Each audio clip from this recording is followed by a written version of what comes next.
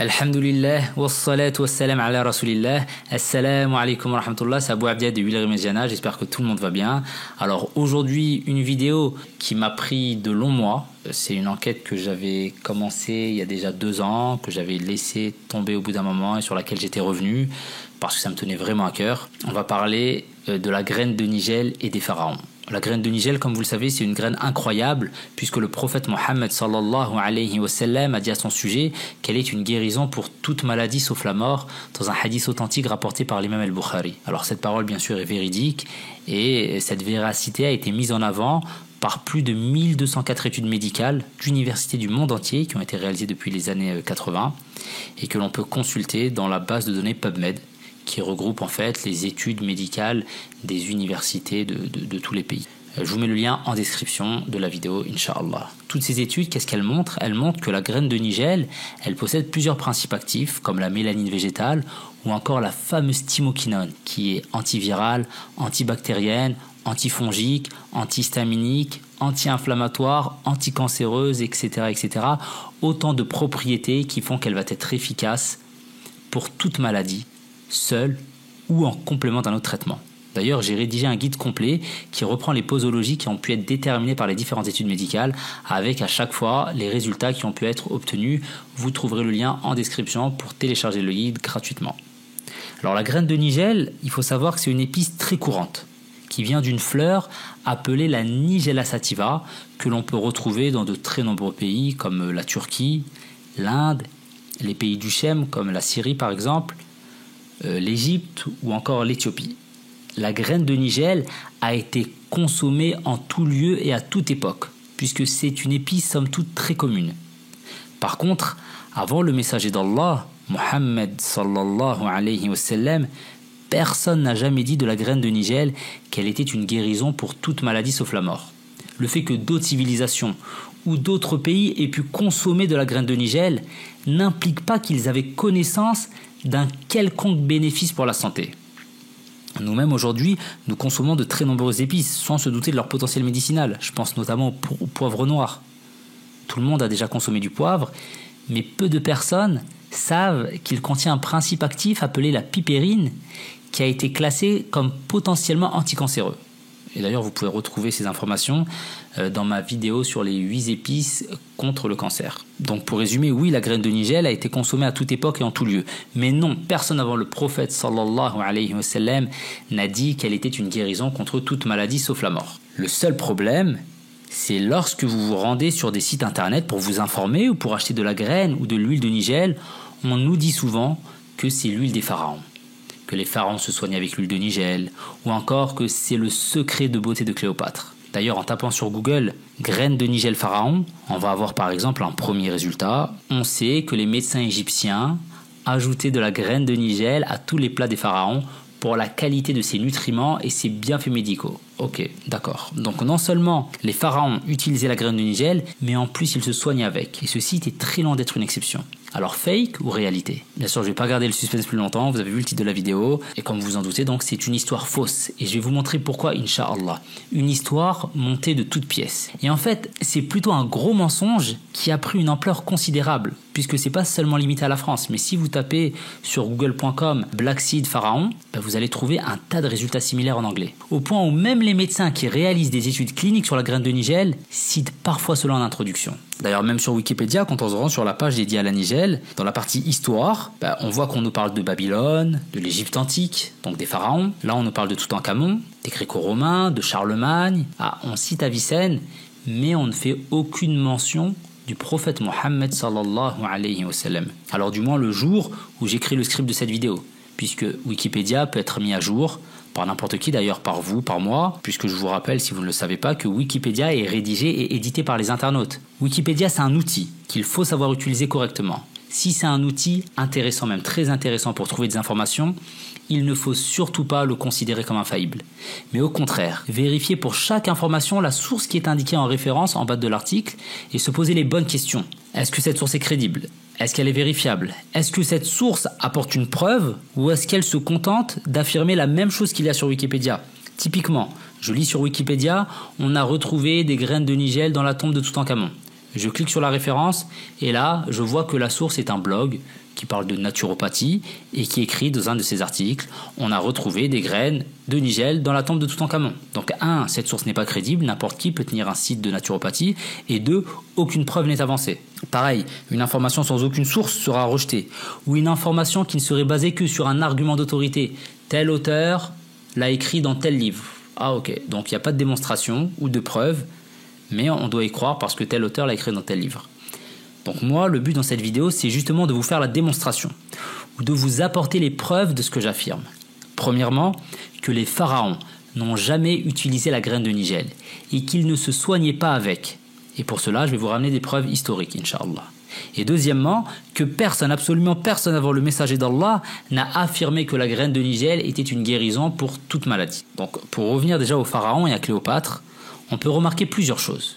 Premièrement, beaucoup de sites commerciaux utilisent cela comme un argument marketing, le fait de dire l'huile de nigel est le secret de beauté de Cléopâtre. Alors forcément dans leur esprit c'est peut-être plus vendeur que de parler du messager d'Allah sallallahu alayhi wa sallam. Et d'ailleurs même d'un point de vue marketing je pense qu'ils se trompent parce qu'en fait, et c'est un fait, aujourd'hui les plus gros consommateurs d'huile de nigel sont les musulmans. Deuxièmement, la très grande majorité des sites qui affirment que Pharaon et Cléopâtre ont utilisé la graine de nigel pour se soigner n'apportent absolument aucune preuve pour étayer ce qu'ils avancent.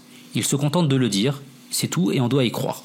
Celui qui avance quelque chose doit apporter des preuves.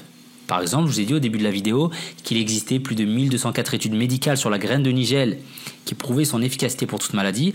Je vous ai mis en preuve un lien en description vers la base de données internationale PubMed qui regroupe toutes ces études. Troisièmement, sur certains sites, il y a un semblant de preuve. On va voir ça tout de suite, Inch'Allah. On va taper sur Google « graine de nigel tombe Toutankhamon ». Alors pourquoi je tape ça? J'ai commencé à vendre de l'huile de nigel pour la première fois en 2009, masha'Allah. Aujourd'hui, nous produisons notre propre huile de nigel dans notre huilerie familiale. Et j'ai rédigé le guide complet sur la graine de nigel que vous pourrez trouver en description et qui regroupe les posologies des différentes études médicales. À vrai dire, j'ai dû lire et consulter des centaines, voire des milliers d'études sur la graine de nigel. J'ai parcouru les sites de vente en ligne de nigel en large et en travers. J'ai lu des sites sur la nigel en anglais, en français, en arabe. Et les seuls arguments que j'ai pu voir étaient ceux-ci. On a trouvé des graines de nigel dans la tombe de Toutankhamon, ou une fiole d'huile retrouvée dans la tombe de Toutankhamon, ou une couronne florale de fleurs de nigel a été retrouvée dans la tombe de Toutankhamon. Bon, des graines, de l'huile, une couronne florale, on ne sait pas trop, mais apparemment, ils sont d'accord pour dire qu'on a trouvé de la graine de nigel sous une forme ou une autre dans la tombe de Toutankhamon. Après, pour les précisions et les détails, on verra plus tard, c'est pas grave. En tout cas, leur raisonnement est le suivant. On a retrouvé des graines dans la tombe de Toutankhamon, donc Toutankhamon consommait de la graine de nigel, donc il se soignait avec, et donc par analogie, Cléopâtre l'utilisait en huile de beauté.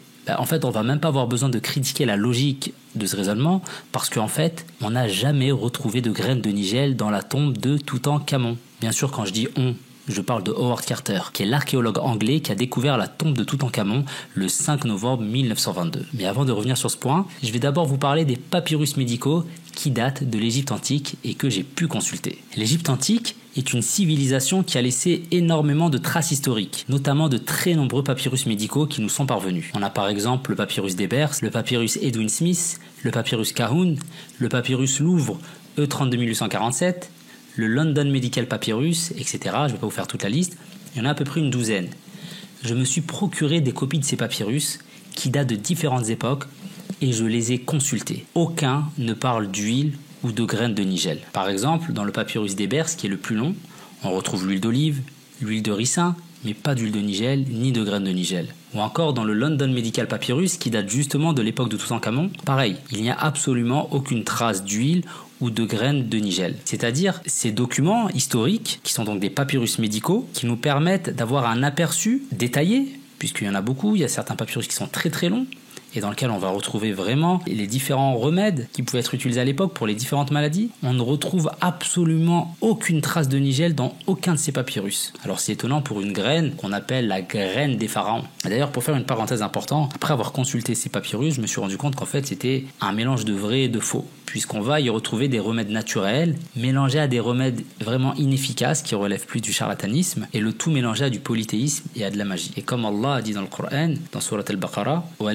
et ne mélangez pas le faux et le vrai. Et c'est pas étonnant en fait qu'on retrouve dans ces papyrus du polythéisme, puisque Moïse, alayhi salam, a été envoyé à Pharaon à son époque pour l'appeler au monothéisme. Pourquoi? Parce qu'il était justement dans le polythéisme, pour l'appeler au monothéisme, au tawhid. Pharaon qui disait, comme nous le rapporte Allah dans le Coran, il disait aux gens « Ana rabbukumul a'la » je suis votre Seigneur le Très-Haut. Donc Moussa, Moïse, alayhi salam, est venu pour l'appeler au monothéisme. Le monothéisme, pour rappel, on a le monothéisme de la seigneurie, le fait de savoir qu'il n'y a qu'un seul Dieu créateur qui dirige tout l'univers. On a le monothéisme de l'adoration, donc justement parce qu'il est le seul créateur, alors tous les actes d'adoration doivent être adressés à lui uniquement. Donc les prières doivent être adressées que pour Allah, les invocations, les demandes d'assistance, de guérison, le jeûne, vraiment tous les actes cultuels d'adoration doivent être faits exclusivement pour Allah et non pas pour un homme, ni pour un prophète, ni pour un saint, ni pour une statue ou autre. Donc c'est vraiment pour ça que Moïse alayhi salam a été envoyé à Pharaon. Et le fait d'adresser en fait un de ces actes d'adoration à autre qu'Allah, c'est du polythéisme. Et dans un de ces papyrus, notamment, je suis tombé sur une invocation qui est une demande d'assistance à une divinité autre qu'Allah pour guérir le malade. Donc il y a vraiment du polythéisme dans ces papyrus, donc c'est des choses auxquelles on doit faire attention. Et donc je vais citer le monothéisme de la seigneurie, de l'adoration, et le troisième qui est le monothéisme des noms et attributs. De savoir que Allah a 99 noms et qu'il a des attributs, et que ces noms et ces attributs lui sont exclusifs. Par exemple, Allah a comme nom Al-Khaliq, Al-Malik, Al-Quddus, Al-Salam, Al-Mu'min, Al-Muhaymin, Al-Aziz, Al-Jabbar, Al-Mutakabbir. Donc tous ces noms, c'est des noms d'Allah et c'est des noms qui lui sont exclusifs. Par exemple, Al-Khaliq, ça veut dire le créateur. Et c'est un nom qui lui est exclusif, c'est-à-dire qu'il est le seul à créer. Donc voilà, donc c'était une parenthèse pour vous dire que ça m'a pas étonné qu'il y ait du polythéisme dans ces papyrus, puisque c'est ce qui nous est rapporté dans le Coran.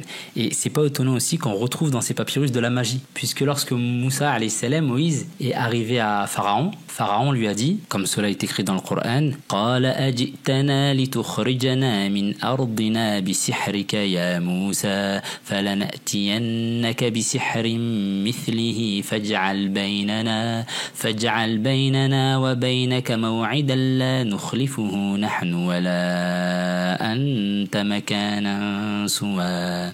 Donc Pharaon lui a dit ça, es-tu venu à nous, ô Moïse, pour nous faire sortir de notre terre par ta magie?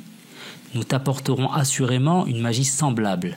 Fixe entre nous et toi un rendez-vous auquel ni nous ni toi ne manquerons, dans un lieu convenable. C'est-à-dire que Pharaon, lorsqu'il a vu les miracles de Moussa, de Moïse, il a cru que c'était de la magie. Il lui a donc dit, nous aussi, nous maîtrisons la magie, on va se réunir et on verra qui est le plus fort, qui va avoir le dessus. Donc par la suite, Pharaon, qu'est-ce qu'il a fait? Il a réuni les meilleurs magiciens pour affronter Moïse. Et cet épisode nous est relaté également dans le Coran. Allah nous dit قالوا يا موسى إما أن تلقي وإما أن نكون أول من ألقى قال بل ألقوا فإذا حبالهم وعصيهم يخيل إليه من سحرهم أنها تسعى فأوجس في نفسه خيفة موسى قلنا لا تخف إنك أنت الأعلى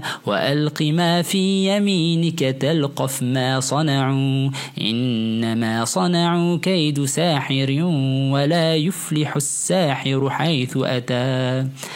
Allah nous dit donc que les magiciens dirent ô Moïse, ou tu jettes le premier ton bâton ou nous sommes les premiers à jeter.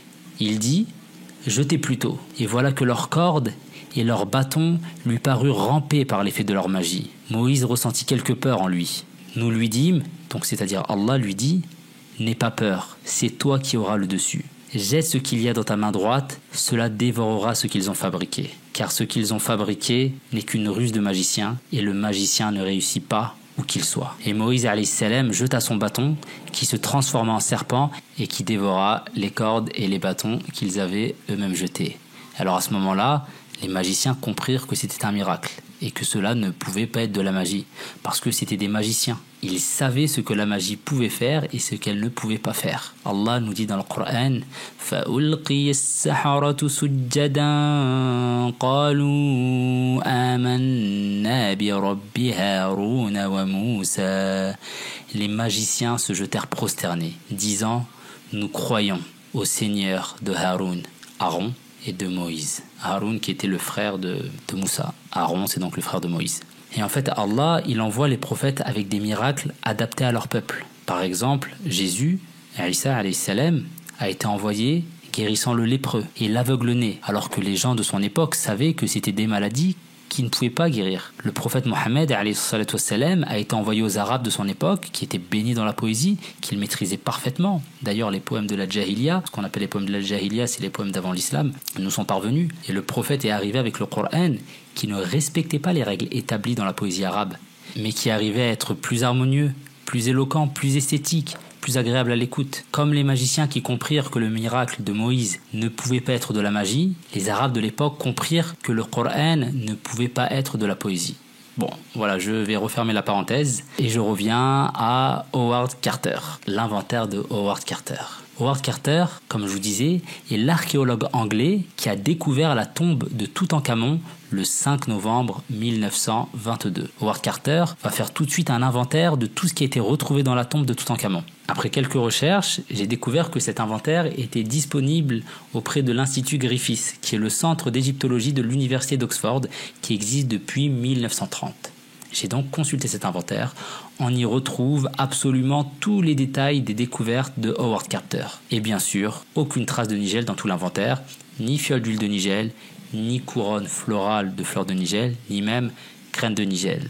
La bonne nouvelle, c'est que l'inventaire est aussi disponible sur le site de l'Institut Griffith. Alors, je vais vous mettre tous les liens en description pour ceux que ça intéresse. Mais alors, si on n'a absolument rien dans l'inventaire de Howard Carter, qui a cité pour la première fois la graine de nigel et les pharaons ensemble? Parce qu'il doit bien avoir un début à cette histoire. Après avoir enquêté, j'ai découvert que c'est le 19 mai 1988, soit 49 ans après la mort de Howard Carter, que pour la première fois, la graine de nigel et les pharaons sont cités ensemble. Ce jour-là, ce sont des journaux du monde entier, comme par exemple le Los Angeles Times, qui publie des articles en disant que des graines de nigel sont retrouvées dans la tombe de Toutankhamon. Par contre, sans jamais mentionner que les pharaons l'utilisaient pour se soigner. Je vais vous mettre les liens en description, puisque les archives de ces articles existent. Je vais vous mettre un site, c'est apnews.com, et l'autre, c'est le site du Los Angeles Times, pour ceux qui lisent en anglais. Alors, comment est-ce possible que 49 ans après la mort de celui qui découvrit la tombe de Toutankhamon, et qui en fit l'inventaire sans jamais énumérer ni la graine ni son huile, comment c'est possible que 49 ans après, des journaux publient des articles en disant que on a découvert des graines de nigel dans la tombe de Toutankhamon. Alors, il faut savoir que Howard Carter avait récupéré des échantillons de végétaux dans la tombe de Toutankhamon. Il les avait confiés pour identification à un expert botanique du nom de Leonard Aboudl.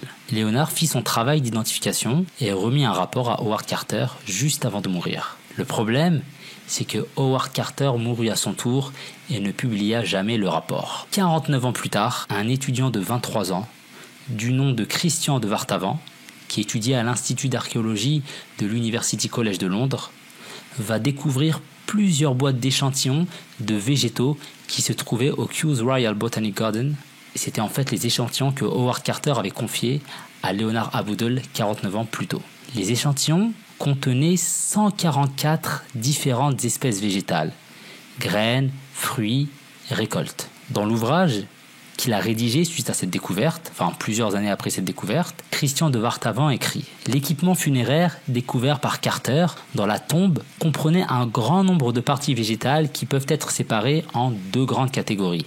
Premièrement, les restes végétaux que les Égyptiens ont stockés intentionnellement dans la tombe. Et deuxièmement, les restes des végétaux que les Égyptiens n'ont pas eu conscience d'inclure dans l'équipement funéraire du roi, qui sont décrits dans l'ouvrage de Christian de Vartavan comme des contaminants, c'est-à-dire des mauvaises herbes qui sont venues contaminer les stocks, les récoltes qui, eux, avaient été placés de manière intentionnelle dans la tombe. Christian de Vartavan continue en disant « L'identification et l'interprétation de ces contaminants constituent l'objet même de la présente étude. » Christian Vartavan a donc retrouvé des graines de nigel parmi les 144 différentes espèces de ces échantillons. Et dans tous les échantillons, il a décrit la graine de nigel comme étant un contaminant, excepté dans un échantillon où il a décrit comme étant une espèce stockée volontairement. Alors pourquoi la graine de nigel faisait-elle partie partie de ces 144 espèces. Christian de Wartavant, dans son ouvrage, se contente de dire que les 144 espèces provenaient des récoltes et que les Égyptiens de l'époque pensaient que cela allait être utile à Toutankhamon dans l'au-delà. Il ne dit jamais que la graine de Nigel avait une importance particulière